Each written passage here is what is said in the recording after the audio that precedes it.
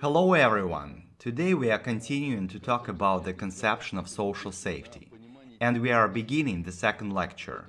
To begin with, let's look at the manipulation of the masses and state governments through the lens of psychology. We, in the conception of social safety, have come to an understanding of different psyche structures. This is very important. Every person has instincts, conditional and unconditional. All of them are determined by genetics. Every person also has habits, automations, developed during his life. Every person has an intellect and an intuition. You should understand that I cannot cover everything during the introductory lecture. Intuition, intuitive clarity, or what is called совесть. We will talk about it later, as well as about God. So, there are four levels: instincts, habits, intellect, and intuition. Depending on what dominates in human behavior, there are four types of psyche structures. If man's intellect denies intuition, if he does not follow it, and serves only his instincts, conditional and unconditional, this is the animal psyche type.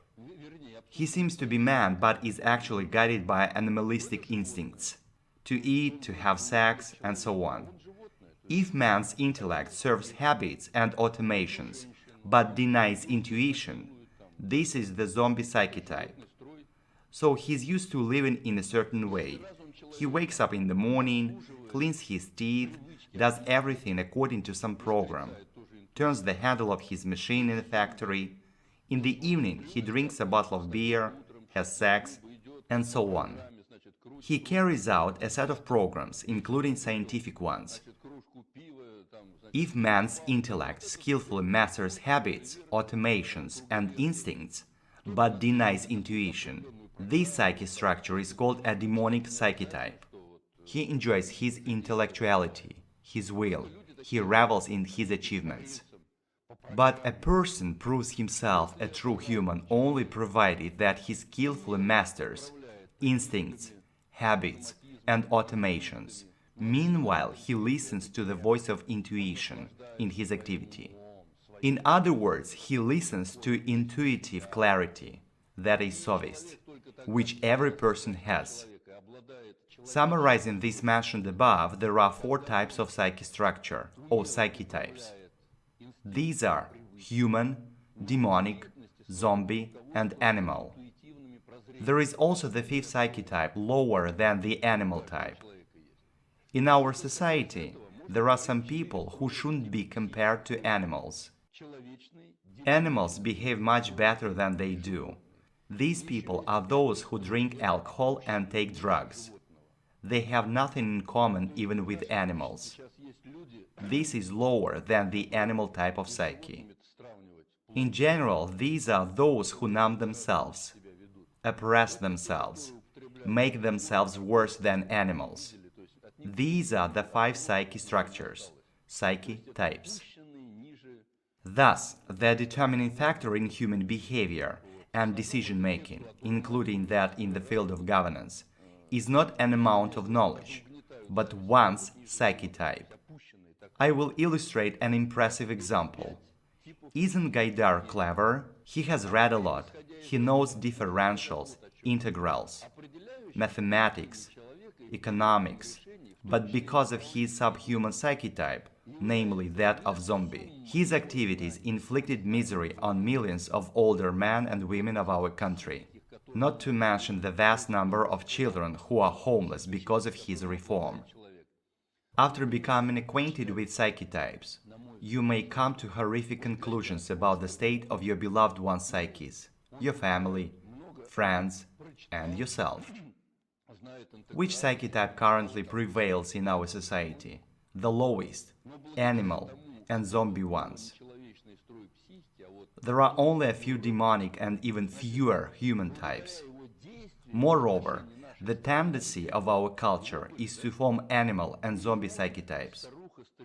For example, Pepsi Cola's slogan on the Russian market: take everything from life, And similar slogan serves the goal of forming the above-mentioned types of psyche in our children. Understanding different psyche types shows how the global mafia curtails the power of Jews and has them replaced with Scientologists. The global mafia instigates hatred towards Jews in order to bring about the final Holocaust. This is a global governing technology. That's why there are many Scientology centers in Russia, where they prepare a future governing elite. This problem is thoroughly viewed in the conception, namely in the book Come and Rescue Me from My Disbelief. As for the psyche types, they are set out in the book From Semi-Humanity to True Humanity, where the relationship between the sexes is also viewed. Particularly, it is said there that a man is psychologically, by his instincts, subordinated to a woman. At first sight, the society is based on patriarchy, but in fact, due to the domination of non-human types of psyche, the society's structure is actually matriarchal. Many don't even understand that electing presidents, they actually elect their wives. For instance, Mikhail Sergeyevich Gorbachev was under his wife's thumb. Whatever she wanted, he did it. By the way, his wife Raisa Gorbacheva was connected to the global mafia through some structures. Another example. Many people blame Stalin for putting Molotov's wife in prison. This is how it was. There was a Politburo meeting. It was boiling down to serious state issues, which only the members of the Politburo knew. All of a sudden, foreign intelligence reported to Stalin that some circles in the West were aware of the topic discussed in this meeting. Stalin summoned up all the members of the Politburo and asked them, "Who spilled the beans? You are the only ones who know it." As none of them were saying anything, it is believed that Stalin threatened them by saying that they would be sentenced to the capital punishment. After that, Molotov said that in bed he gave the secret away to his wife. As she was connected to the global mafia, Stalin put her in prison. However, it was presented as Stalin's demonism.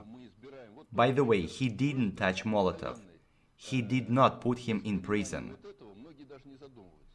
Knowing this enables us to consciously evaluate the essence of things. If we are not able to do that, we cannot know who rules us and how. A question arises. What are the methods and tools of governance? If we want to get a quick result, we can get it by force. We can conquer a country quickly. Then the people in the occupied country will go into hiding and start a partisan guerrilla movement. In other words, these people will resist. There is, however, another way. For instance, one can indirectly impose on people the habit of getting drunk, thus stupefying them. This is a weapon of genocide. It is a more sustainable type of weapon. Another type of weapon, which is even more sustainable, is an economic weapon, lending money to the chieftain leader of a tribe in order to make his children pay debts in the future. Information is an even more effective weapon. You can conquer people with the help of a religious cult or a historical myth. The most important method is to instill in people a false worldview, which allows for the manipulation of their consciousness. As you see, the most effective and powerful weapon is a worldview.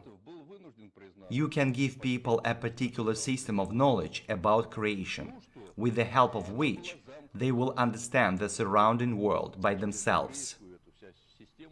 Or you can give people the type of knowledge which will prevent them from any understanding. This in turn makes it easy to rule people, as they do not understand what's going on. The conception of social safety also includes a section named the Sufficiently General Theory of Governance, SGTG. Basically, the SGTG is the basis of the conception. A large part of our lectures is based on the Sufficiently General Theory of Governance. In order to make you interested and give you a basic understanding, I would like to mention two things now. The way people usually look at governance is like this. There is a boss and there are subordinates. For instance, a regiment commander gives soldiers an order, half right, half left. The soldiers carry this order out, fulfilling the commander's wishes. Everybody understands this kind of governance. We have reached the question, how does the global mafia rule? They rule in a structureless way. That means they do not tell you openly, do this, do that. However, they create informational impacts which influence you into doing what they need you to do. Here is an example. Imagine that we live in a town and we make our living by selling flour. We have been keeping this flour in our storehouse for a long time. As a result, the flour has gone bad and become worm-ridden. We are about to lose money. We need to offload the flour. What do we need to do? We decide to go to a bus stop where there are crowds of people and play out a dialogue. Petya, have you heard some news? What news, Vasya? Are you serious? Haven't you heard it? They say flour will be twice as expensive in a couple of days. All those standing nearby have heard the conversation. As a result, people will buy all your flour in a couple of days. What's more, they will also buy all kinds of pasta.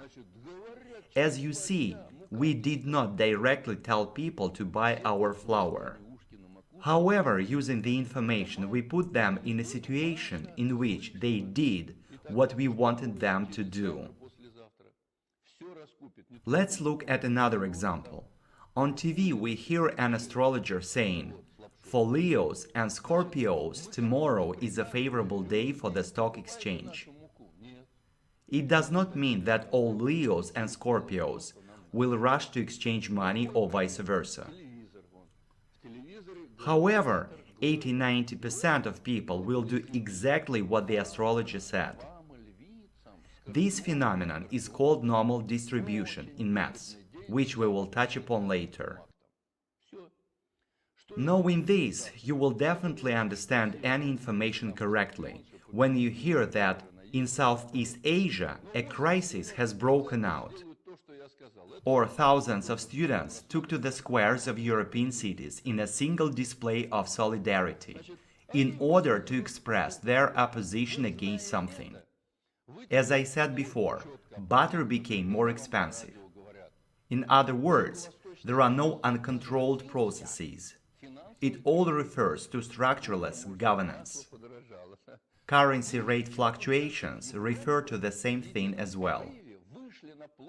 A religion is another impressive example of a structureless way of governance. Everybody knows what an autopilot is. An autopilot is a program installed to control an aircraft. One can also install a program in people's minds. For instance, Jesus rose, a program for some people to follow. Allah Akbar is another program. Karl Marx and Rosa Luxemburg are the best people on planet Earth is also a program. These programs contain false ideals. For instance, the Bible allows usury. However, the Quran says, "Those who consume interest cannot stand. Those are the companions of the fire. They will abide eternally therein." Allah has permitted trade and has forbidden interest. As far as we see, Muslims do not live according to the Quran because they have a banking interest system, usury. Speaking of Osama bin Laden, he keeps his money in a Swiss bank. As you see, this means that he's not a true Muslim. He's just a puppet of the global mafia. This is how the global mafia bumps states against each other and thus solves their own problems. They create social tensions, revolutions, and many other social processes. All of it is a toolkit of governance. Let's look at another example from the sufficiently general theory of governance. There is another distortion that we have. Look, we are told that there are three independent branches of power: legislative, executive, and judicial. I first met Grigory Alexeyevich Yavlinsky in January 1996, after the election. We had a meeting together. I told him, "Grigory Alexeyevich, you think that you represent the supreme power in Russia?" He answered, "That's right. We represent the supreme power. We create laws. The executive power executes them, and the judicial power maintains order." I asked him a question. On what ground do you create these laws? Do these laws show up in your mind because of some chemical reaction in your brain? Yelena Mizulina was also in that meeting. By the way, she betrayed Grigory Alexeyevich later. She was surprised to hear what I said. She said, "How come?" I said, "If an official eats a hamburger in the morning, he creates one law. If an official eats a cheeseburger, then he creates another law, as an effect of lactic acid fermentation on his brain. Does it happen this way?" She said, "Interesting point. We all actually live according to the laws created by certain people in Duma. On what ground do they create laws? One official states, 'I suppose the tax should be 20%. Another official states, 'I suppose the tax should be 22%. Why do these officials have different opinions on the tax? Because they follow the ideals which they have in their heads, the ideals which were planted in there. What ideals? Why do we have different political factions in Russia? What ideology does the Communist Party have? They have the ideology of Marxism. What ideology does the LDPR party have? They have an allegedly liberal democratic ideology. The Apple Party has another ideology, and so on. This is how the principle divide and conquer works. It is when all parties and factions are in such a situation in which they cannot arrive at an agreement. The ones who created all that gleefully rub their hands together. Using the standards of this ideological mess in their heads, they create laws. As we see above the legislative power, there exists a far more powerful institute of ideology, which plants ideologies in officials and other rulers' heads. There is an ideological power. However, nobody has ever explained that to us. Where do ideologies come from? Ideologies come from a conception of governance. Conception comes from Latin, which means a system of use. Speaking in terms of people's life, we raise a simple question. How will we live with each other as a family, in Russia and in the world? In fact, there are only two conceptions, two systems of use. Only one of them is good. Russians associate power with a fist. I will show you now. There are two types of conceptual power. One type says good aims based on principles corresponding to God's will. The other type of conception aims at vicious goals and works on the principle divide and conquer. According to the first conception, people live with each other in a good way. They respect aged people, taking care of the young generation and disabled. People go heart and soul into what they do. They do their work because they want to do it, not just for money.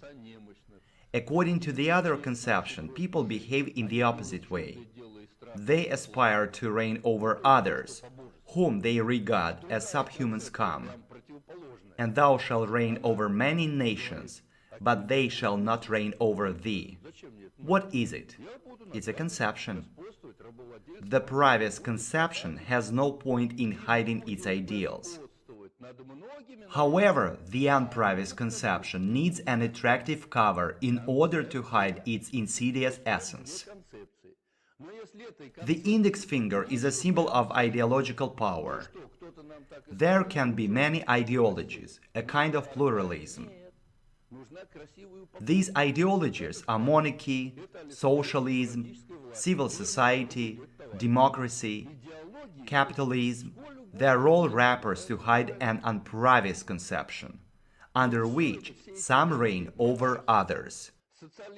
In other words, it is the civilization of globalized slavery.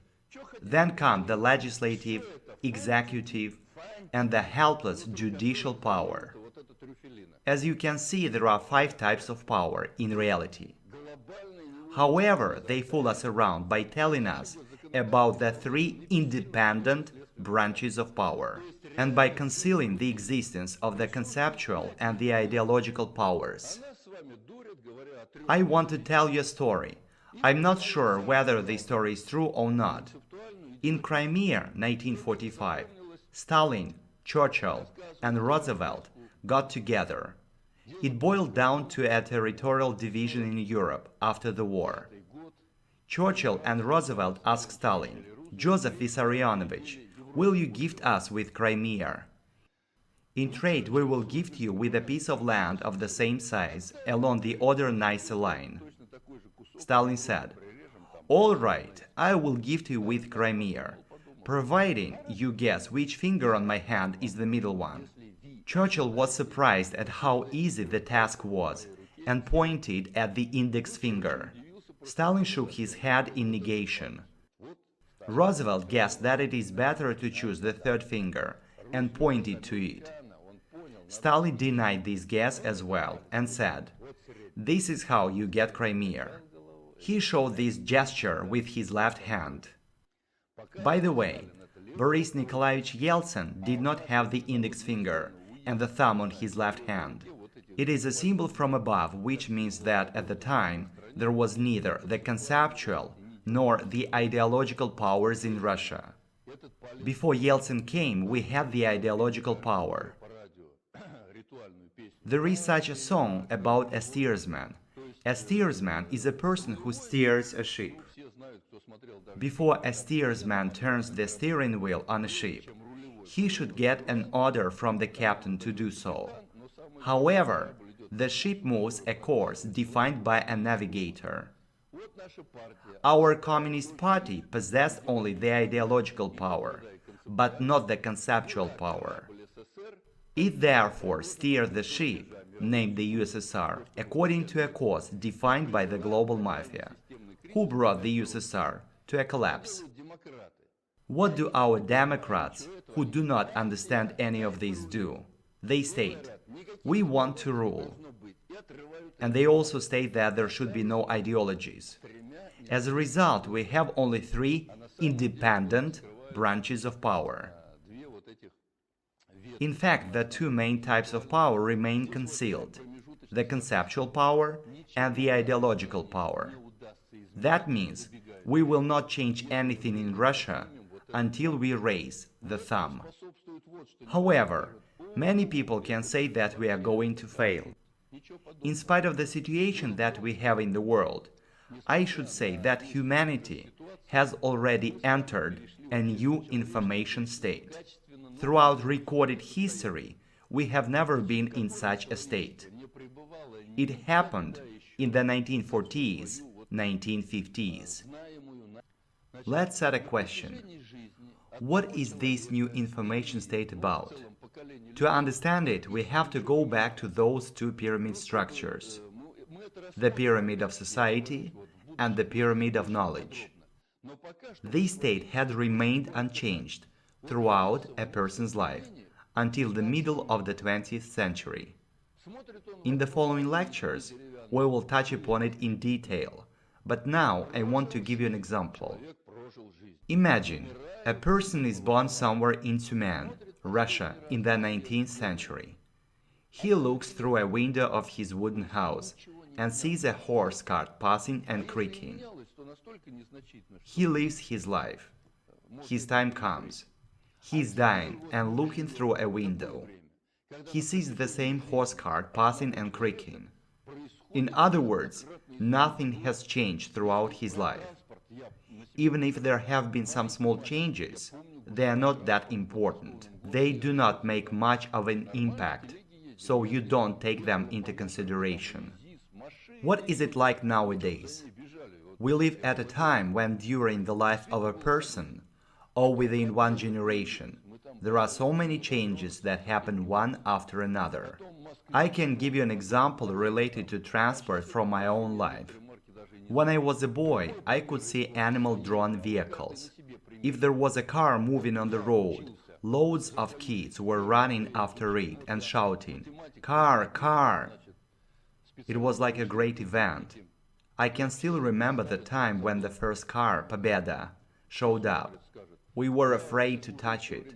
Then other cars began to appear. Moskvich, Volga. Nowadays, there are so many cars that I don't even know the names of most of them. Let's look at another example from my life. You can also find examples from your own lives. I was trained to be an applied mathematician. By the way, I forgot to introduce myself. Before I served in the military space force, I had been the deputy chef of Baikonur Cosmodrome Command Center of civil and military satellites. For a few years, I was also the deputy chef of the Military Space Academy, named after Mazhaysky. By the way, our Russian space field has never lagged behind. This fact also motivated us to understand what is actually happening in our country. Let's imagine that we are launching an interplanetary mission to build a station on Mars. After that, we go shopping and realize that there is a huge deficiency of food. How come? In Russia, we have everything, all the resources. Why do Russian people prefer to buy plumbing made in other countries? We can see that domestic pipes made for spaceships are of superior quality. It is of such a good quality that not even a drop would go through. These space technologies can be introduced into the civil industry. As I have already said, I was trained to be an applied mathematician. I studied the abacus, the arithmometer. When I was a cadet, I was studying vacuum tube computers. They were so massive that even this room wouldn't be enough to hold all these machines. After that, I studied transistors. Then I studied chips, microchips, programming languages, binary, then autocode engineering. Afterwards, I learned Algol, Fortran, then the Polish Fortran. As you see beforehand, changes in the informational state were so slow as to be almost undetectable. Nowadays, information circulates incredibly quickly. Information updates all the time. Let's go back to the two pyramids. Imagine that we are slave masters. We live in the 17th century. We definitely want to live well. In order to live well, our slaves must work well. That's why we teach one slave to sew, another slave to whittle, a third slave to hammer nails, and our slaves only do what we want them to do. We sell them and live a good life. In that information state, giving a certain amount of knowledge to slaves was enough for masters to live well. Nowadays, the situation is different. We train a slave to operate a lathe machine. However, in 2 years, this slave has to have more training in order to learn how to operate a CNC lathe machine. In 5 years' time, he has to do another course to learn how to use a lathe machine based on a new programming language. In other words, slaves periodically have to get new knowledge within the new information state. But if we give slaves new knowledge, they won't be slaves anymore. If we go back to those two pyramids, We remember that the crowd elite system is based on injecting knowledge at certain doses, according to the principle, every cricket must know its hearth. Now the situation stems from a necessity to upgrade slaves' knowledge, thus allowing them to penetrate like worms, higher and higher, towards the top of the pyramid. By the way, what we are now discussing is the knowledge which was possessed by the ancient Egyptian races, just in the contemporary language. The topics we will discuss over the course of our lectures concern global politics, as well as the population of the planet on an individual level. Here is an example. The pyramid of knowledge is like a cone of ice cream. Knowledge, like ice cream, begins to melt and thus trickles down into the lower sections of society. As the pyramid of knowledge breaks down, the pyramid-type relations between people also break down. Vissarion Grigorievich Belinsky said, "A crowd is a bunch of people who live according to traditional, cultural, political, religious, and other automations, and take their reasoning from people of prestige and authority." I have a question for our viewers. Do you have people of authority? In the past, people like Karl Marx or general secretaries were truly authoritative. Nowadays, nobody in power has real authority. The head of a state is no longer a person possessing authority. There exists historical myths. What we have known from them before is now being revised. An erosion of historical myths and dogmas is ongoing. In other words, a crowd stops being a crowd and becomes a nation. We have called this new information state the law of time. On the global level, as well as in every person's life, this law lies in the fact that everyone is part of a submarine. Every country represents a compartment in this submarine. India is a compartment, Pakistan is a compartment, and so on and so forth. In the past, these compartments were autonomous. However, during globalization, these compartments were joined through pipelines of gas, oil, internet, electricity, trade, tourism, and so on. As a result, the global submarine has been assembled. But as the pyramids are collapsing, the raids began to seize the submarine. India and Pakistan demonstrate a good example. They, like termites rising upward, have reached the top of this knowledge pyramid and mastered the technologies necessary for the creation of nuclear weapons. They are now nuclear states. Great Britain planted an ideological mine between these countries. In India there is Hinduism, and in Pakistan there is Islam. It is that very principle, divide and conquer. They now claim, "We will fight until we are victorious." Pakistan shouts out, "Allah Akbar." India shouts out, "Hare Krishna." The global mafia who ruled the submarine, they sent Tony Blair there, who tried to tell them that they, Pakistan and India, were about to sink the submarine. However, they insisted, "We will fight until we are victorious." Blair failed his mission. Who stabilized that situation? Do you remember who it was? If you remember, it was Putin. Let's look at another example in North Korea, where they invented a nuclear bomb. Somehow they found their way up to the top of the pyramid. As there is nothing to eat in North Korea, Kim Jong-il tells the US, "If you do not provide us with food, we will bomb you flat." They have to take him into consideration as he blackmails them. It is part of global politics. As you see, there is a mess on the submarine. It is in crisis.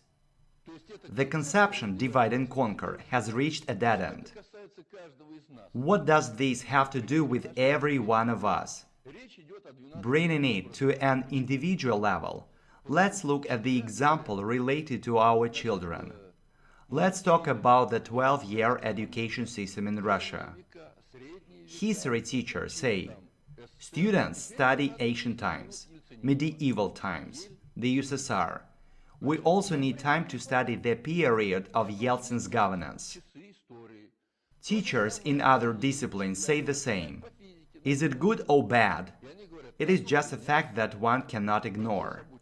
Later, the process of education will have to be prolonged once again. It means that a time will come when kids have to study forever. Why? Because the volume of information keeps increasing. For instance, you are a student doing computing.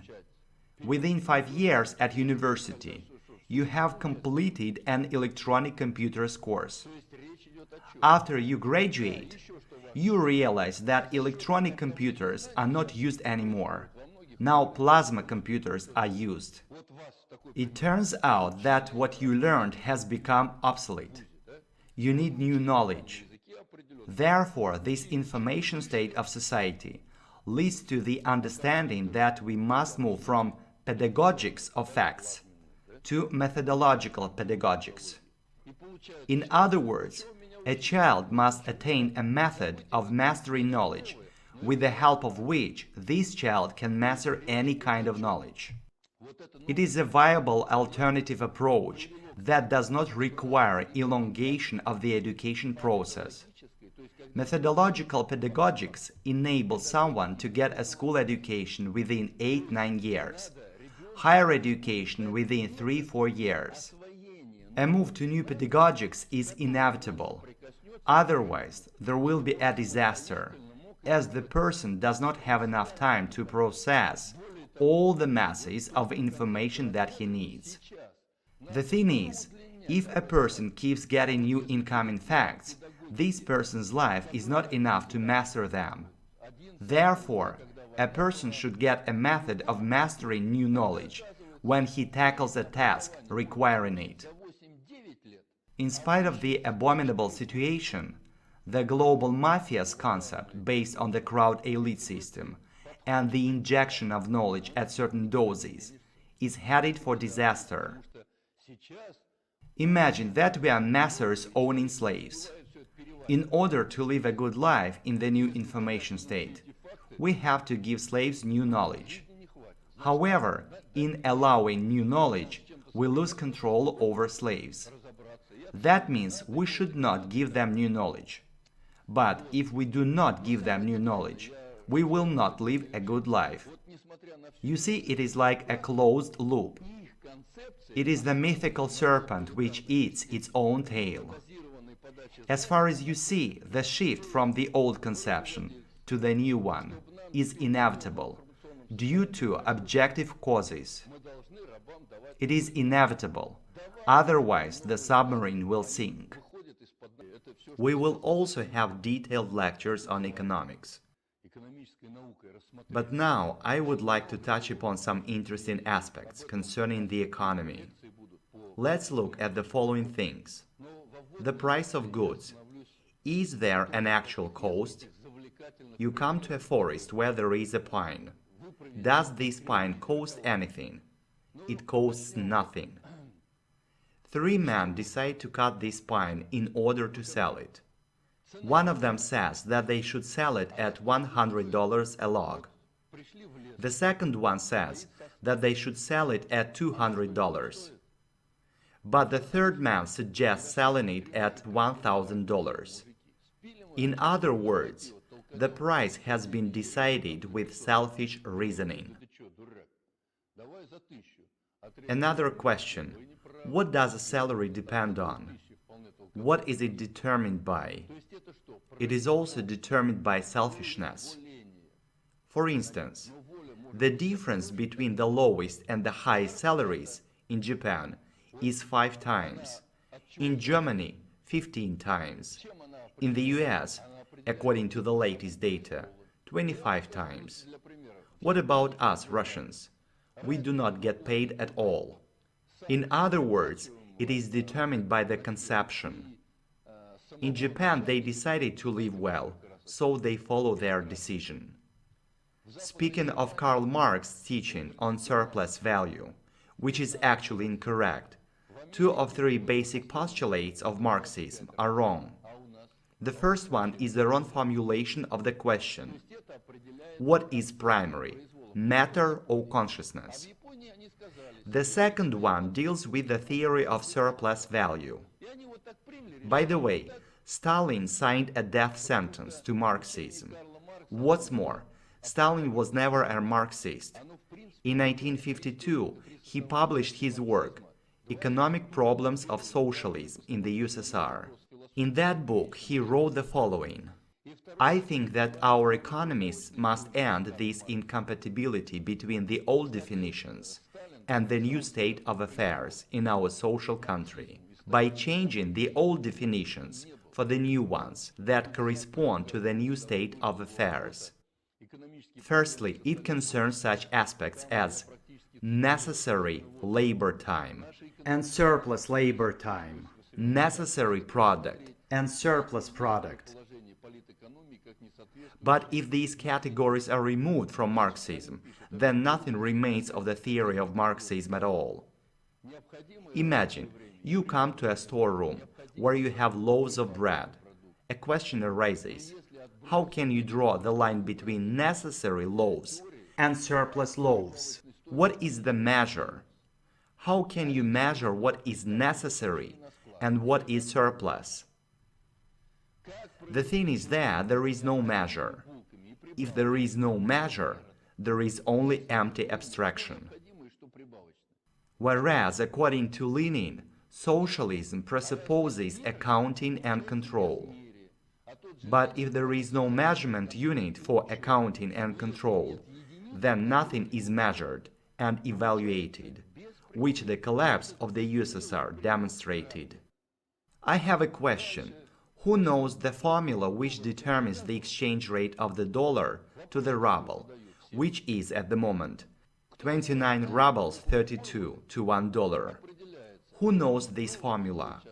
Who has seen it? Did you learn it at school? No, you didn't. You will never find it. Why? Because the formula does not exist. However, the cost of the dollar comes from somewhere.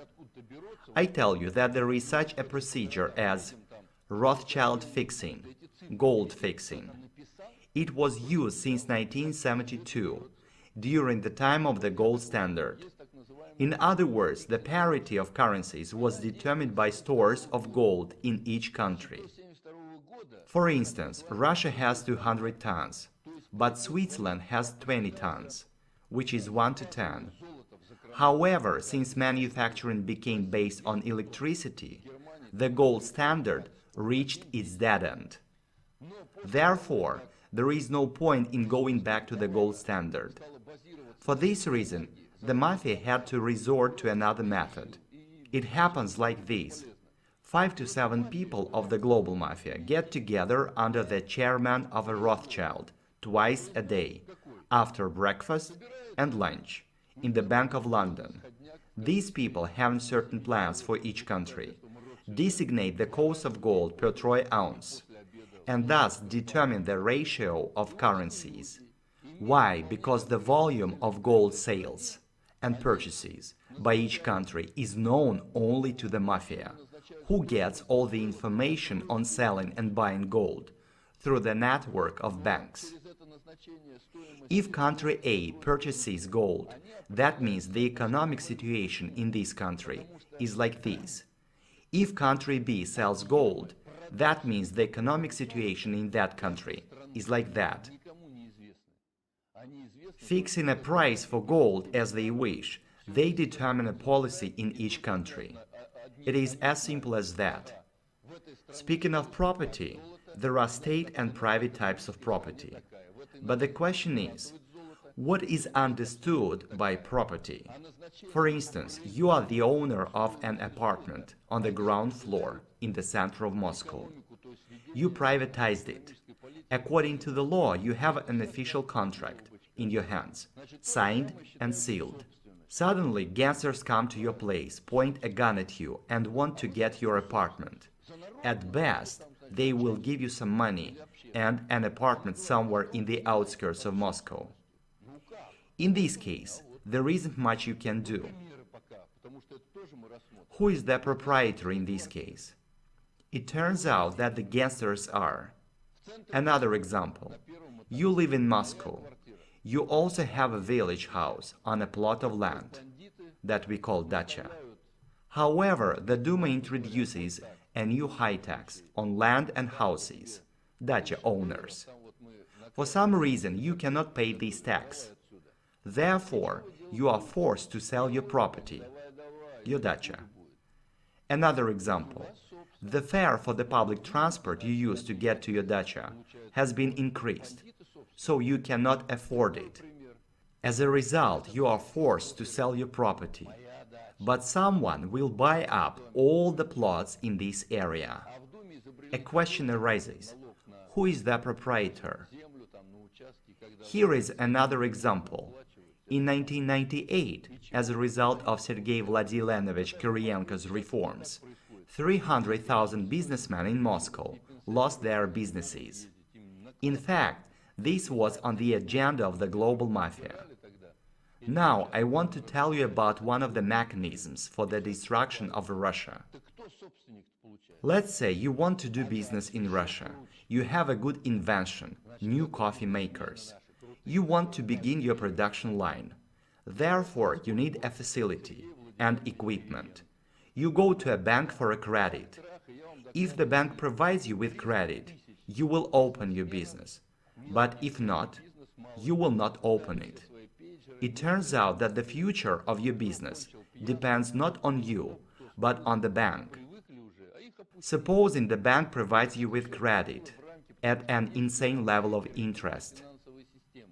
During the perestroika, banks gave credit at 200, 300, and even 500 yearly interest. In the end, you decide to take the credit and calculate how much you will have to pay back. You know that you have to build a factory, launch the production line, organize the product sales, and only after that you can return the credit to the bank. You realize that you will fail to pay the bank. You therefore think that you will make more profit if you go to Turkey and buy coats there and sell them in Russia. This is how you refuse to start production in your own country in favor of speculation. This is how manufacturing in Russia collapsed. This is why business based on speculation is thriving in Russia. However, nobody told us directly to bring the manufacturing to a collapse. But everybody worked for the global mafia's interests by doing this kind of business.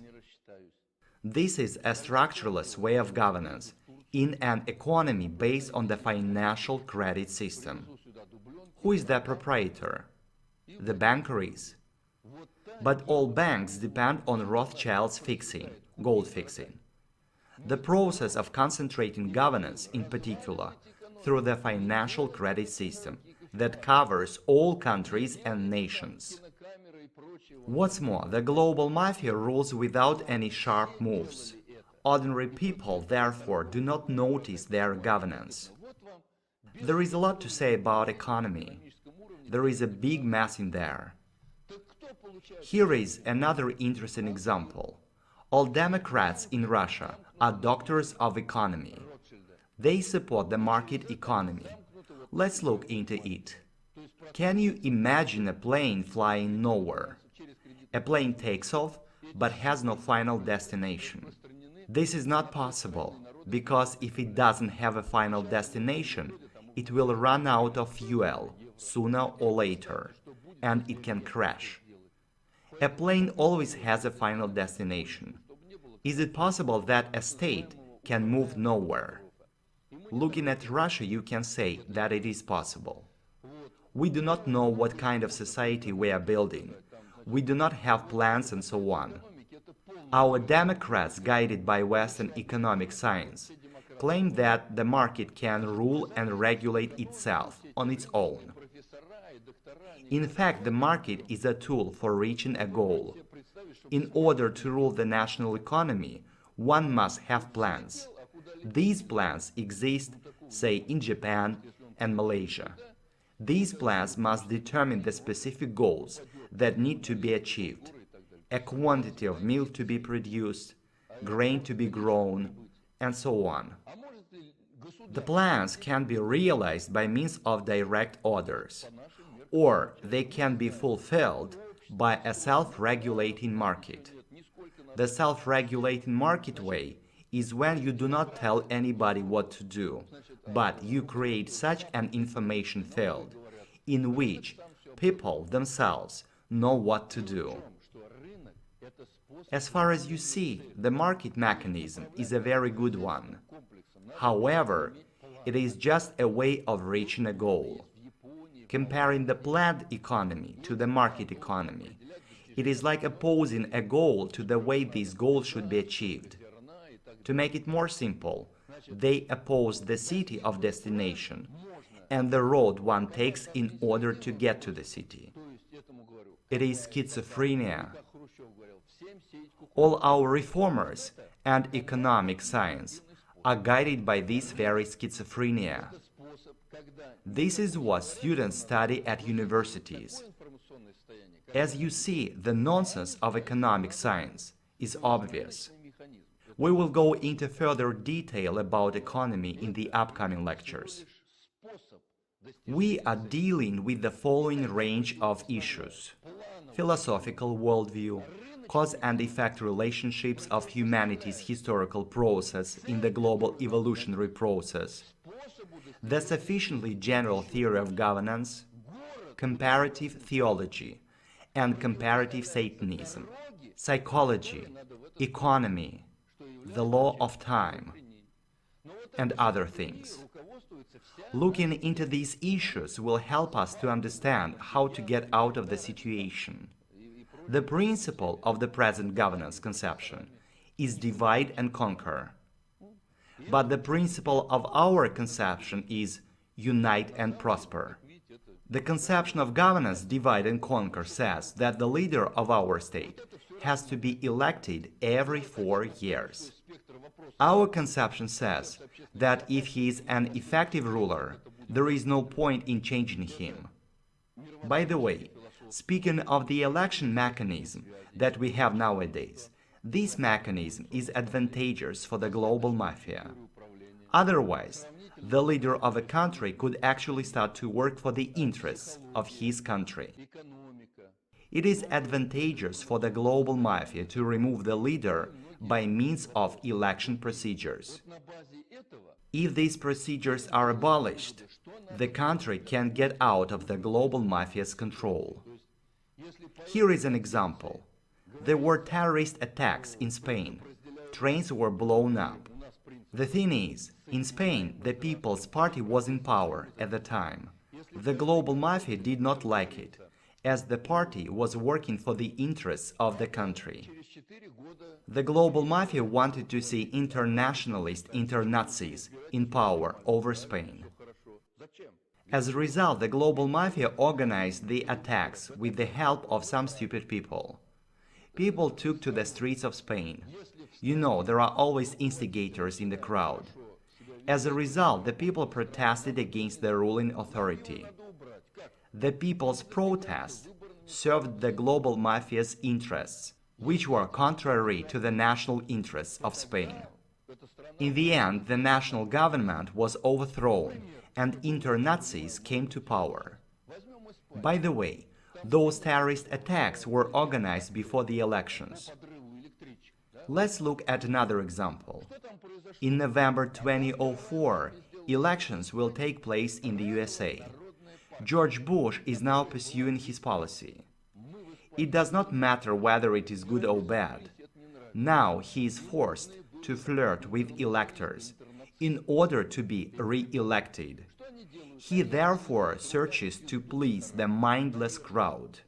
In addition, a new information field is being created within the crowd via the help of journalists.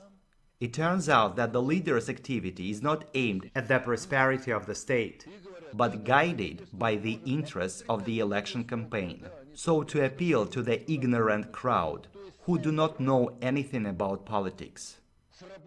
Aristotle said, "It's up to shoemakers to choose the best one. The best smith can be chosen only by smiths." Who can choose the best ruler? Can people who do not understand anything in governance do that? Do you see what I mean? Therefore, election procedures imply structureless ruling of the leader's behavior. Not bad, right? Many think that Yeltsin appointed Putin. They think that Putin is his successor. Yeltsin meant for Putin to be just a pawn. To realize that, one must know some facts. Who organized the default? Kirienko? In fact, Yeltsin and Chernomyrdin brought the country to its economic default. Then they maneuvered. Chernomyrdin was moved from the scene and replaced by Kirienko, who was assigned to the position in order to lay it on him. After that, Kirienko got a deserved holiday in Australia. By the way, Yeltsin tried to reinstate Chernomyrdin, but he failed. What's more, there is another serious thing that you should know. Russia's occupation scenario was initially a multi-alternative. Imagine that we are the global mafia. We want to occupy Russia. We understand that in order to keep millions of people obedient, we need to give them a big idea to follow. Can we definitely know what big idea Russians will accept? No, we cannot. However, we can suppose that the following things can work out. Being fed up with dementia in the time of Brezhnev, Russians may want democracy. We, the mafia, do not care who will be in the Kremlin. We just want gas, oil, other resources to flow to the West. We want to reach our goals. We will put Yegor Timurovich Gaidar, Boris Nemtsov, Grigory Alexeyevich Yavlinsky, and others on the democratic scenario. They all get shuffled. The one who has a higher rating is put forward. In case democracy does not work out, the global mafia will have another scenario. The Marxist mindset is deeply rooted in Russian soil. Therefore, the second scenario is Marxism. We can choose Gennady Zyuganov, Viktor Tulkin, or others for this scenario. By the way, Yeltsin did not understand all these scenarios. He therefore decided to abolish the Communist Party. After he did it, he was told that the Communist Party would probably be useful in the future. Soon after that, he changed his mind and allowed the party to continue existing. But what if communism won't work out either? What if people understand the idiocy of Marxism? Russia is an Orthodox country. Therefore, Russians might want a Tsar. Nikita Mikhalkov works for this scenario. In particular, he made a film named The Barber of Siberia. Although the real Nicholas II had the gendarmerie and the army, he abdicated the throne. Thus, he doomed the country to suffering and shed a lot of Russian people's blood. He was outsmarted by a bunch of Masons. He therefore could not establish order in the country. He was just fooled, and as a result of that, Cossacks of the White Movement were killing Cossacks of the Red Movement.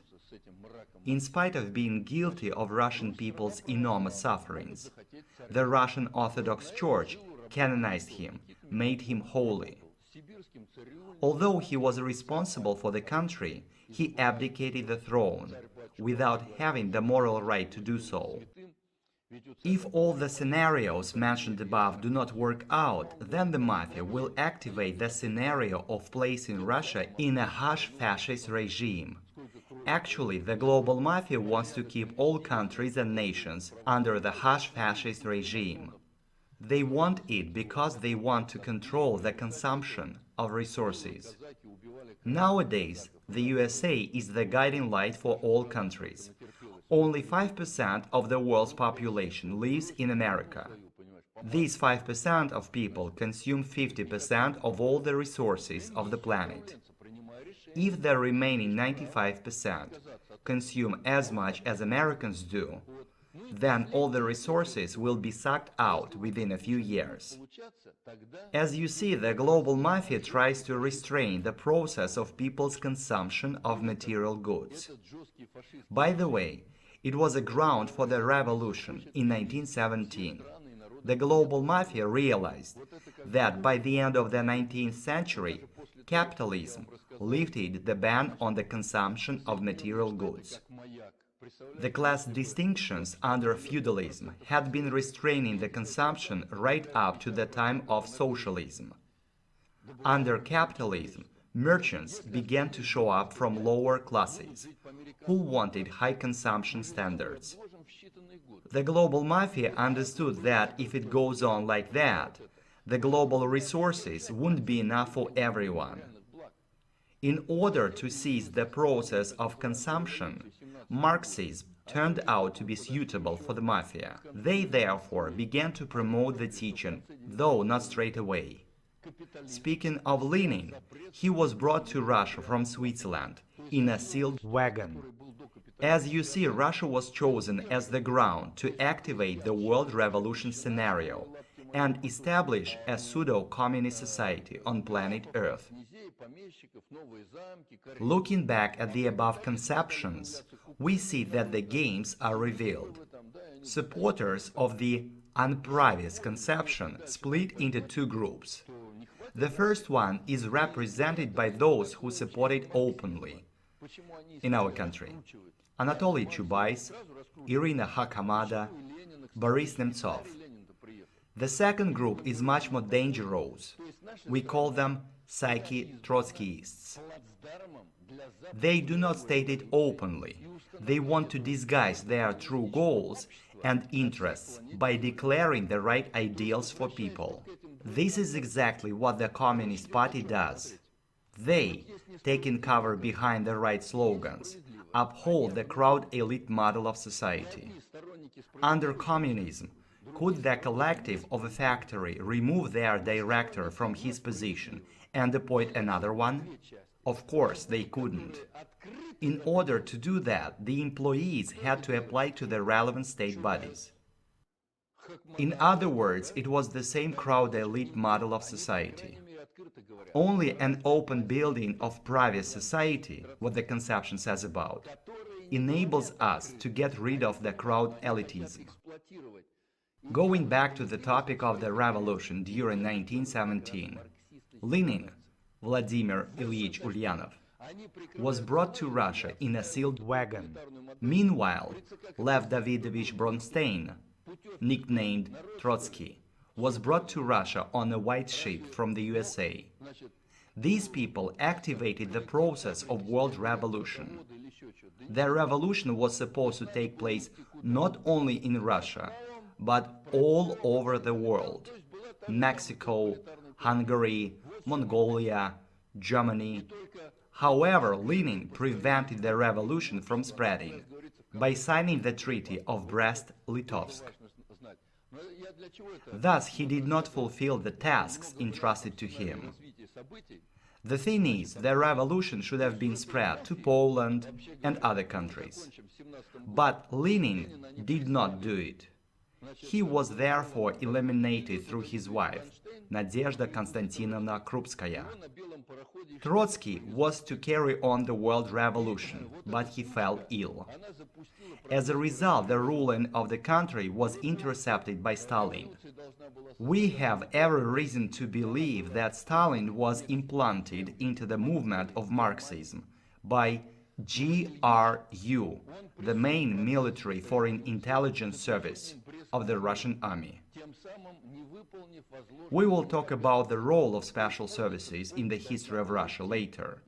Stalin came to power in a destroyed country after Lenin's reign. However, Stalin left behind a superpower number one or two. It depends on how you look at the things. It is a big question who was stronger, the USSR or the USA. The USSR was ahead of the USA in terms of the development. By the way, all personal stuff left behind by Stalin after his death were two suits, one for everyday occasions and the other one for special occasions. Also a couple of worn-out boots made out of goat leather and mandate socks. He left behind neither villas nor other attributes of luxury. Stalin worked from day till night. He knew all the design engineers by name. He cannot be compared to these villainous officials who tore the country apart, destroyed it, and live in luxury. I think it is obvious for everyone.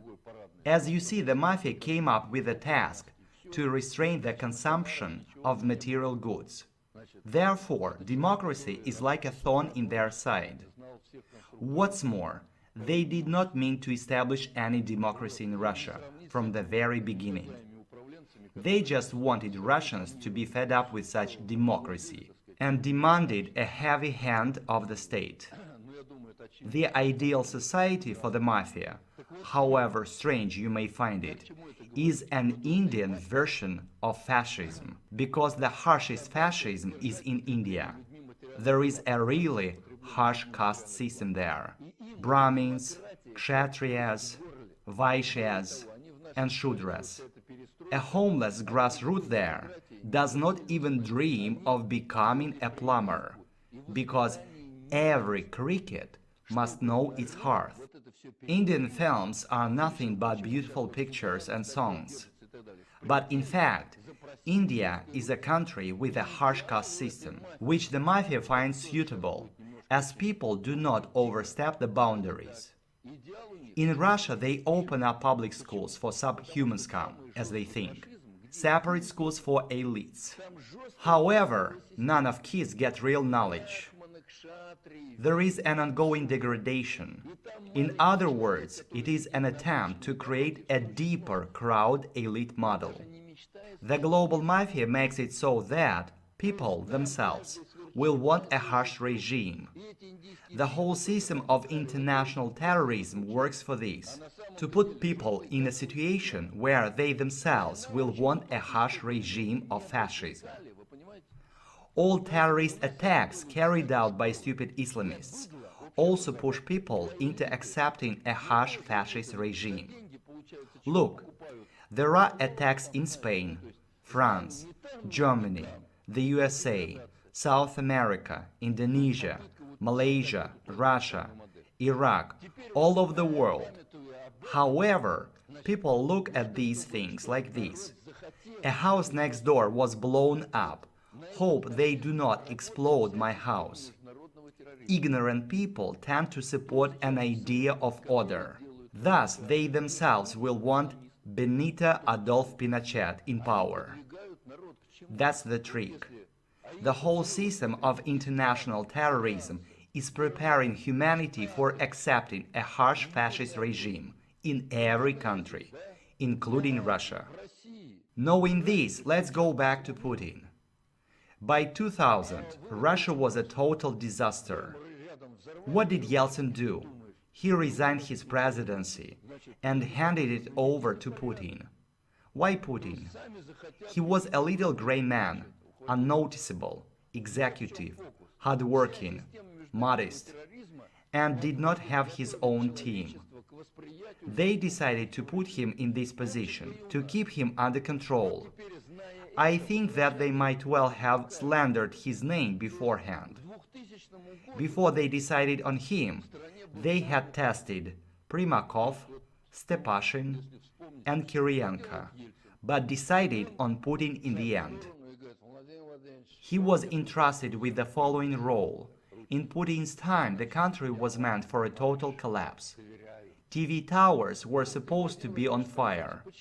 Underground crossings and blocks of apartments were supposed to be blown up, and submarines were supposed to perish. Now I think you guess who did it. As a result, there was such an atmosphere among people when they said, "Savior, come and establish order in our country." Who is the savior in our country? It is Sergei Kazhugetovich Shoigu, the Minister of Emergency Situations. Nobody knows that Sergei Shoigu is Yeltsin's relative. He was put in charge of the most lucrative ministry. By the way, imagine what meaning it would have if the name was the Ministry on Emergency Situation Prevention instead of the Ministry of Emergency Situations. Do you notice the difference? Can you imagine how much money is laundered on people's grief? Sergei Shoigu has his system of command centers, his aviation, and even he has got his special forces in the ministry. His main ideal is Baron Roman Fedorovich Ungen-Sternberg, one of the founders of Russian fascism. The Unity Party was created for Shoigu. As you see, it is a clan system. It was all published in our newspaper and reported to Putin personally. Putin outsmarted all of them. Why? Because he knows the conception, and he therefore knows ways and methods of global politics.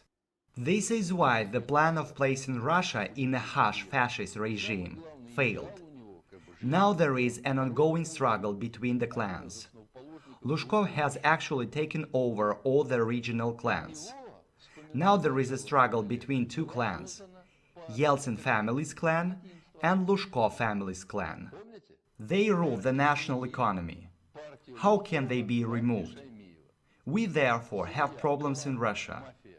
Putin has the same problem as Stalin did. Stalin inherited Lenin's ruling apparatus of Trotskyists, who were on the basis of Jewry. Putin inherited Yeltsin's state apparatus, an obstacle one cannot go around. I should say that Jews have a feature. While they are trying to come to power and reach some goals, they stick together. But as soon as they find themselves in power, they conflict with each other. Under Stalin, it was like this. The consequences of this confrontation were written off on him. At that time, there were two clans, Trotsky's clan and Kamenev and Zinoviev's clan. If you take a newspaper of that time, the 1920s, you will see that they always had confrontations and discussions on how and which way to go, which positions would be occupied by their clans. They also killed and ratted each other out. If we look at the heads' names of Gulag, we will see that all the heads of it were Jews. There was such a Jew named Avigdor Yeskin, who blamed Jews for contributing to the development of democracy in Russia. For this unmasking, he went to prison where he wrote an article on this topic. As you see, Jewry is a toolkit. Now Jews in Russia are also fighting with each other, which was predetermined by Harvard Project.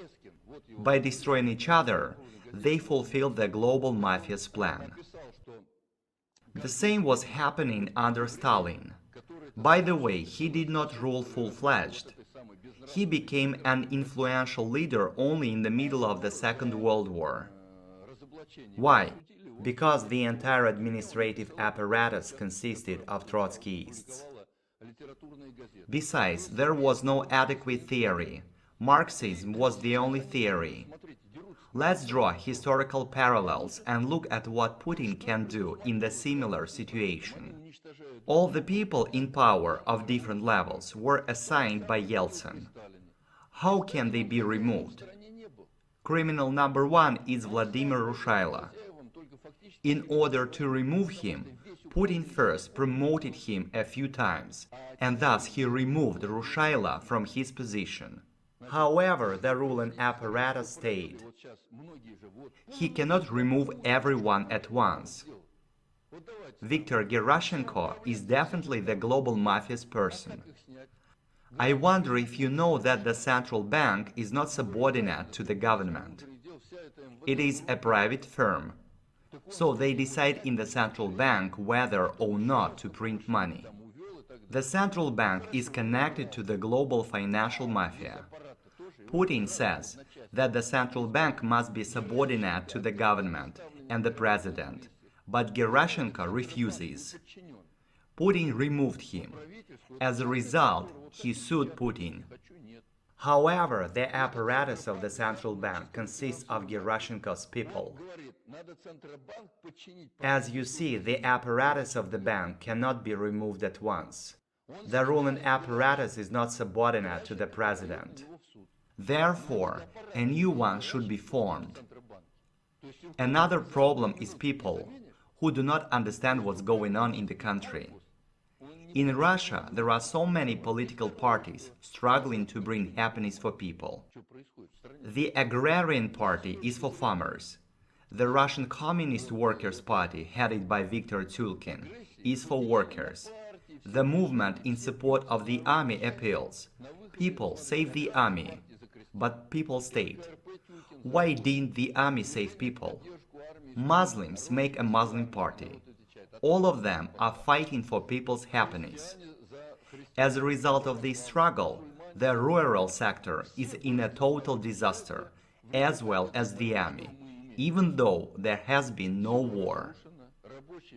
It is an example of how this principle, divide, beat and conquer, works. The parties and their leaders do not understand that they fulfill Harvard Project. In fact, each party only takes care of their party's interests. As you see, Putin has two problems: the ruling apparatus and people who do not understand anything. That's why the program of our party contains two tasks: training a ruling apparatus and helping people open their eyes so that they can understand what's going on. Look what is behind the slogan for structureless governance. Russians do not get a handle of politics. Politics is a dirty business. We will do this dirty job for you. Isn't it obvious for you? However, our idiotic Russian politicians, like Pavel Sergeyevich Grachov, state, "I'm out of politics." How is that possible? It is nonsense. Politics expresses absolutely everybody's interests. You therefore cannot be out of politics. Such a view is imposed on us. That is why we have what we have. It is one of the instruments of the Cold War. The main goal of the Cold War is to make it so that people will not resist. By the way, mass media tells us the truth about miseries, sufferings, and disasters that we see on TV. The person who sees the truth doesn't even try to do something about it. He gives up and has a drink. That is the goal of the global mafia. They do not want Russians to uphold their interests. But we answer, it won't be easy on us. We will see who will win, which is also contributed by the law of time. Their pyramid is collapsing. Of course, they try to prevent it from collapsing by means of creating public schools for subhuman scum, as they think, and privileged schools for elites. But they will definitely fail, as the elites get their diplomas for money. So what's the point? Imagine you have a driver's license, but you cannot drive. Then what's the point of having the driver's license? This is how degradation is ongoing. Scientists arrogate to themselves various degrees. What's the point of that? A simple question is, why do we need all these economists in Russia? What's the point? Let's take Anatoly Chubais. What did he do? He said, "Hey schmucks, there are a lot of factories in our country. Let's make money on it. Everyone will get 2 Volga cars." What did the schmucks get after a privatization? They got nothing but vouchers. What was next? The schmucks bought a kilo of sausages with their vouchers. We have another economist named Sergei Glazyev, who says, "Hey schmucks, Chubais has sold everything that is on the ground, but there are resources under the ground. Let's make money on it. Everybody will get a rental fee enabling them to receive an income from the resources." I hope you guess what happens next. All this shows what kind of person Glazyev is. But he's renowned as a patriot, like Anatoly Chubais. The only difference between them is that Chubais sold everything on the ground, but Glazyev wants to sell everything under the ground. The way Anatoly Chubais sold production plants, Glazyev wants to sell oil and gas. It is calculated that the daily rental fee equals the price of a can of beer. However, you will not even get this can of beer. You see how important it is to know the theory of governance and the processes ongoing in society. Let's move to the conclusion. The topic we have been discussing is really long. Today I didn't even tell you 1/1000th of it. All that had been reported to the leadership of the USSR, Gorbachev, and the head of KGB, Vladimir Khrushchev, before the coup d'etat in 1991. You know what kind of person Gorbachev is. As for Khrushchev, he chickened out. However, his first deputy, Philip Denisovich Babkov, did not chicken out. He's now about 80. He's had 5 heads of KGB throughout his career. He helped us publish Mертвая вода with the first edition of 10,000. Mертвая means dead, and voda means water. It is part of the conception. Mертвая вода was not an abomination, but a remedy in Russia. It was also given to bogatyrs, so that they could restore their health. Mертвая вода was even used to rejoin dismembered bodies of bogatyrs. After that, живая вода, reviving water, was poured on the bogatyr, and as a result he came back to life. Alexander Sergeyevich Pushkin gave a good example of that in his poem, Ruslan and Lyudmila. There is an episode where Ruslan was killed by Varlav. Russian jrets, named Finn, first poured Mертвая вода on Ruslan, as a result of which his wounds got healed. Then the jrets poured живая вода, reviving water, on him, and Ruslan came back to life. That is why we compare our motherland with Ruslan, who was dismembered and cut into pieces by present-day Varlavs. Everything is in a total disaster. The rural sector, the economic sector, the army, education, medical care.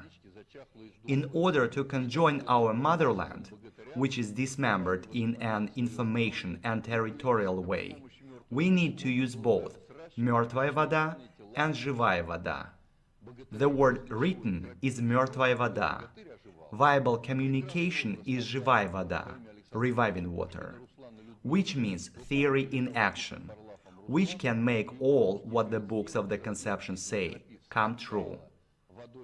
In brief, it is theory and practice. Мертвая вода, dead water, is the theory. Живая вода, reviving water, is the practice. Мертвая вода, the book, was issued in 1992 with the first edition of 10,000 and became available for large sections of our society in the Russian language. We also hoped that we would talk some sense into Boris Yeltsin. On behalf of the collective, I closely cooperated with the Presidential Security Service. Around Yeltsin there were 2 clan groupings. One of them was headed by Anatoly Chubais, and the other one was headed by Alexander Kerzhakov, a former KGB general who served as Boris Yeltsin's bodyguard. We cooperated with both groupings. There was an assistant to the president on national security, named Yuri Baturin. We also cooperated with him in order to make Yeltsin aware of this knowledge. We also told Tatiana Borisovna Yumasheva that her dad would be a scapegoat. However, in 1996, she found it funny. But now Naina Yeltsina is hysterical. Now a tribunal in The Hague has a case on Russian generals participating in the war in Chechnya. Pavel Grachov will be summoned up there too. He will be asked, "Pavel, did you kill Chechen people?" He will say, "Why me? It was Boris Yeltsin who gave me an order."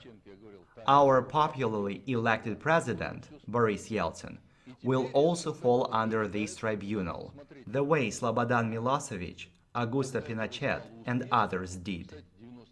Boris Yeltsin is of no use to anyone.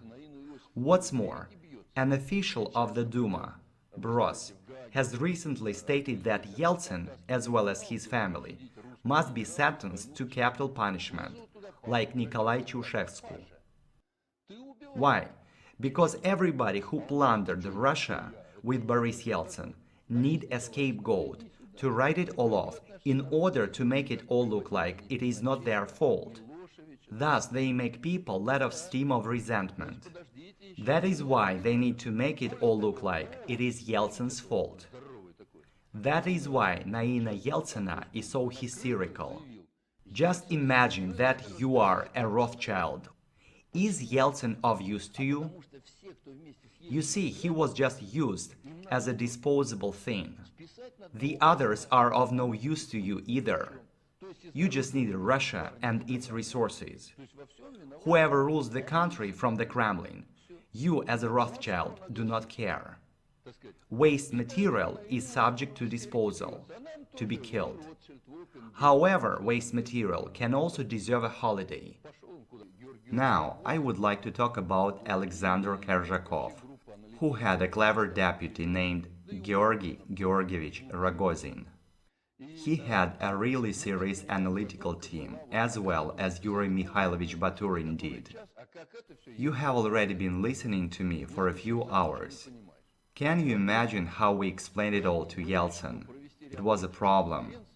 Therefore, it was decided to hold a series of scientific conferences and parliamentary hearings. We also made a video and presented it to Boris Yeltsin, offering to use it, the conception, as the basis for his next election program, assuring of Army's support. It was all done. I mean that conferences and parliamentary hearings were held, to which all the leading experts of all ministries and departments were invited. Nobody had any objections there. You know, I tried to make each lecture interesting, but when I was at a conference, I used integrals, differentials, schemes, and so on. Everybody voted for what we offered. It was also agreed that there was no other more holistic program than ours, aimed at pulling the country out of the crisis. It was recommended to the President and the government to introduce it into practice.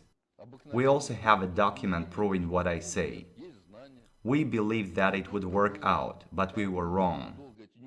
In 1996, by the time of the presidential elections, the country had reached a critical point of collapse. We suggested changing the current conception. But Alexander Kerzhakov failed to properly explain our conception to Yeltsin. We suggested abolishing elections.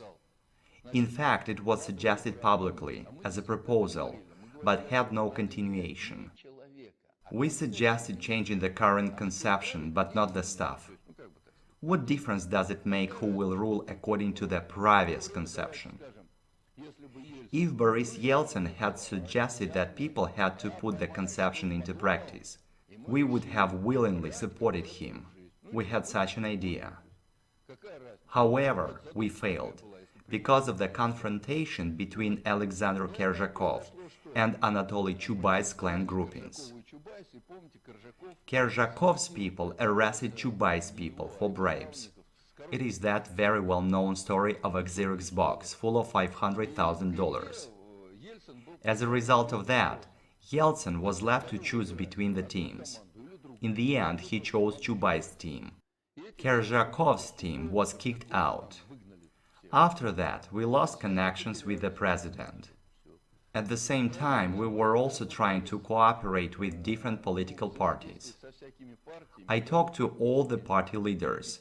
I read lectures to generals Alexander Lebed and Lev Rokhlin. I warned General Rokhlin that he would end up in a bad way because of his idea to take the Kremlin by force. He really wanted to take the Kremlin by force. I told him, imagine that you are in the Kremlin. In fact, such attempts are traced by intelligence services. What happens next? You take over the Ostankino TV tower. Then what will you tell people? He answered, I will decide on it later. I said, as soon as you take the Kremlin, Yakuts will decide to dismember from Russia. The same will happen in Tatarstan under the leadership of Mintemir Shaimiev. In other words, General Rokhlin could have just worked for the Harvard Project. However, he thinks that he is a patriot, but he is not. After meeting with the party leaders, we decided to act on our own. We realized that all the elites are rotten, and we could not count on them. The elites betrayed and sold us into slavery. 80% of the previous members of the Duma worked for the CIA directly and received their salaries from their hands. Frankly speaking, the current membership of the Duma is not any better. By the way, the United Russia Party is not Putin's party. It is Boris Yeltsin's family party, created at the expense of Boris Berezovsky, by the hands of Alexander Voloshin, the family's protege. What Voloshin began is continued by Vladislav Surkov. Actually, such people can be rehired. In this case, it is very important to know the role of special services. By the way, the party was discharged. Putin appointed Boris Gryzlov as the leader of this party. But everyone in the United Russia Party was trying to get out of Gryzlov's control. In fact, the United Russia Party still consists of the Unity Party, headed by Shoigu, the Fatherland Party, headed by Lushkov, and the All Russia Party, headed by Shaimiev. The three powerful clans with different interests. This is why they cannot find a common language with each other. Mark my words, this party will be gone like all the other parties before. Every official has a master. Masters constantly change their proteges. However, interests between the clans remain different. While they were plundering Russia, every clan took what they could. But as soon as the boundaries of their plundering touched, they began to compete with each other by penetrating into each other's parties. This competition between clans is ongoing at the regional level, as well as at the global level. This competition forces them to kill each other. But in the West, this competition had been forming progressively for centuries. In Russia, it happened within a few years. For instance, what were the Morgans beforehand? They were pirates, ordinary bandits legalized by the Queen of Great Britain. In Russia, it happened within a few years. For instance, you were both at the same school, at the same desk. Your deskmate became an oligarch, and you became nothing. However, you have ambitions, and therefore don't want to just run errands. That's why you kill your former classmate and become an oligarch. Nobody can stop this process, because everything happens quickly and dynamically in a new information state. But in that old information state, everything happens slowly. So, you are an oligarch. You have made a fortune. You have bought a lot of shiny things, which you cannot take with you after death. As for your kids, they will lose your wealth and spend it all in a bar. As far as we see, this is how it happens in Russia. Many wealthy Russian people's kids lose their parents' wealth and waste it in places like a bar. In such a situation, the global mafia does not have to hurry, as they have 50-year plans towards Russia. They let Russians kill each other, because they know that they will hand it all over in a while. In a new society, our party offers the elite the following things. The crowd elite model is based on the monopolistic possession of knowledge. Masters of slaves know everything, and slaves know only what is given to them by their masters. Our party states that all people should get all knowledge. Our conception states that everyone should have free access to all knowledge.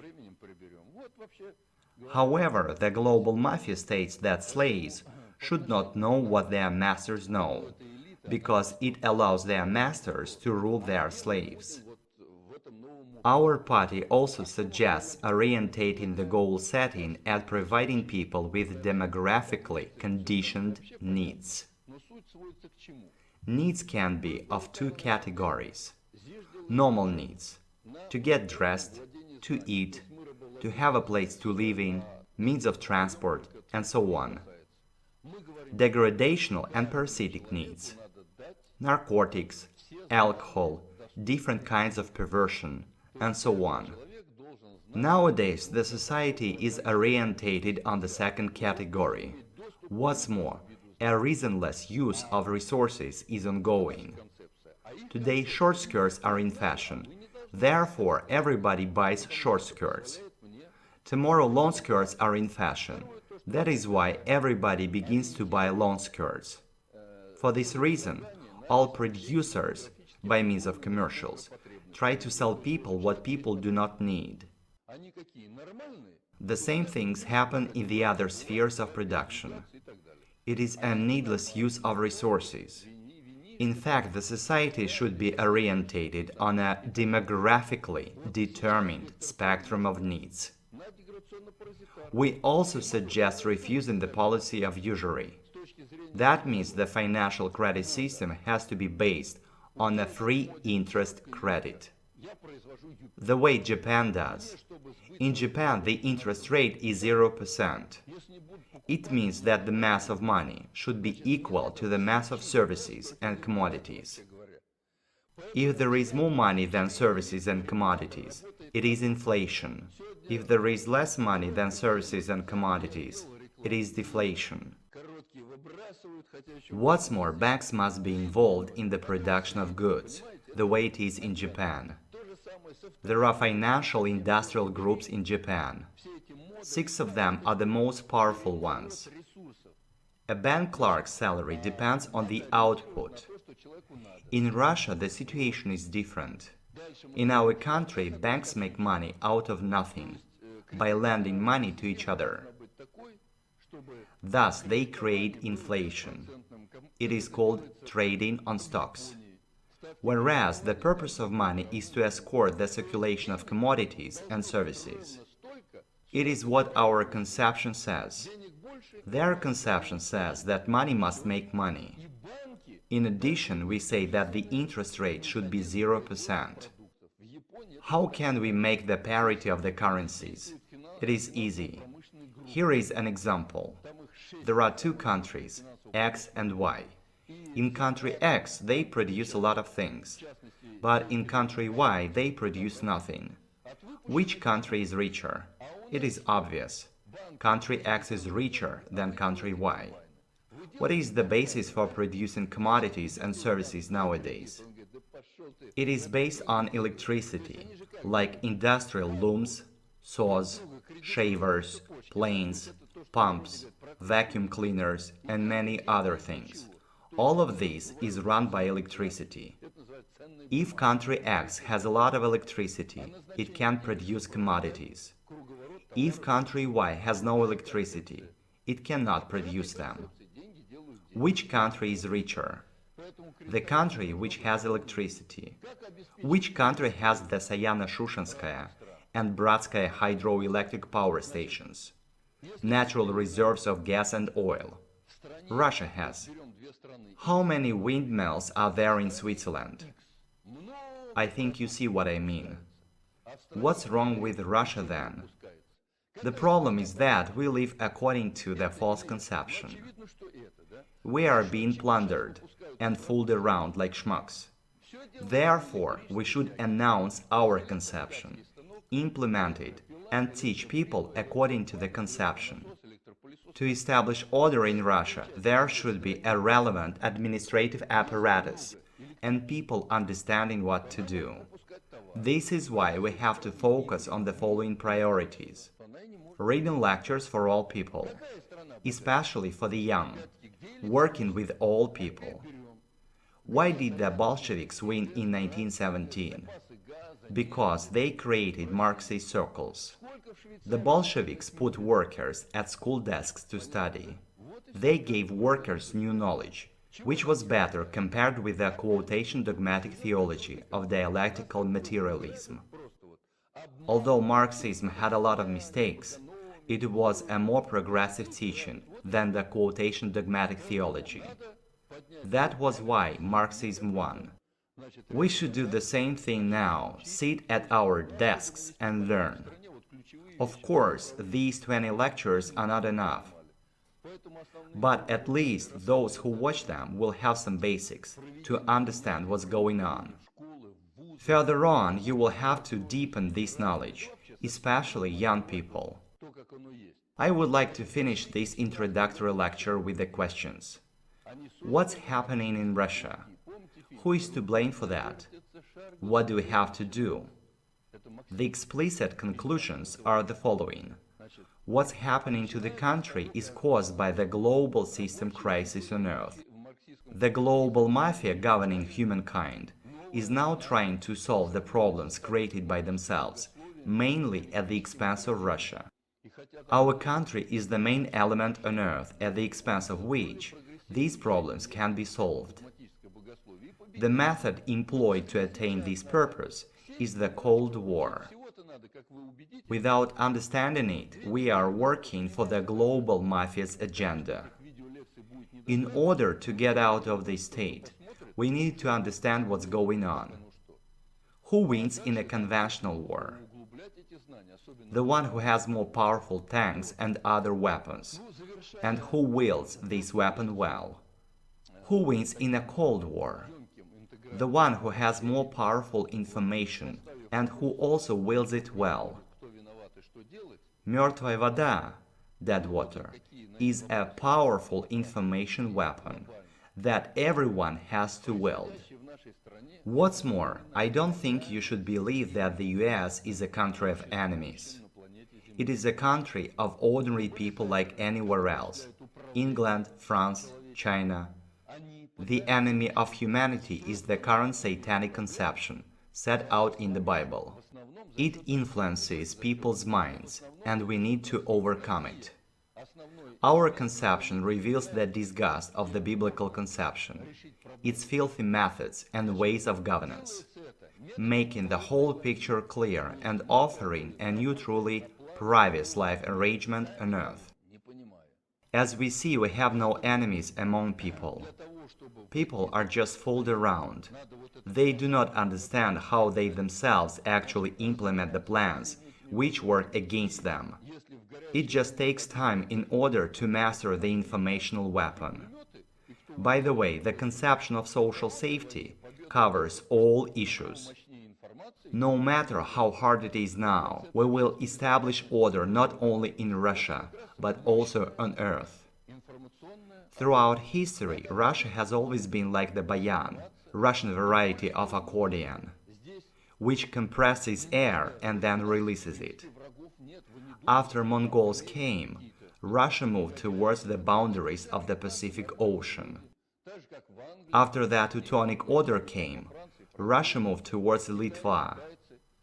After Napoleon reached as far as the Kremlin, Cossacks visited Paris. After Hitler came very close to Moscow, Russia moved towards the countries of the Warsaw Pact. Now Russia is compressed again and has lost some republics. It happened not because we are bad, but because the process of globalization, whether you like it or not, is complete. The assembling of the submarine has finished. The question is about which kind of order we will have on board, according to the old conception or the new one. The popularity of the new conception is growing. It is a matter of time for the old one to die off. Today we have finished introductory lecture 2, within the framework of which we have looked into the following issues: manipulation of the masses and state governments through psychology, psychetypes, direct and structuralist ways of governance, the law of time, economic theories as global governance of the masses, manipulative tools towards Russia and Putin's policy, the roles of Jews in Russia's crises, the roles of elites in state governance on the example of Russia. See you next time.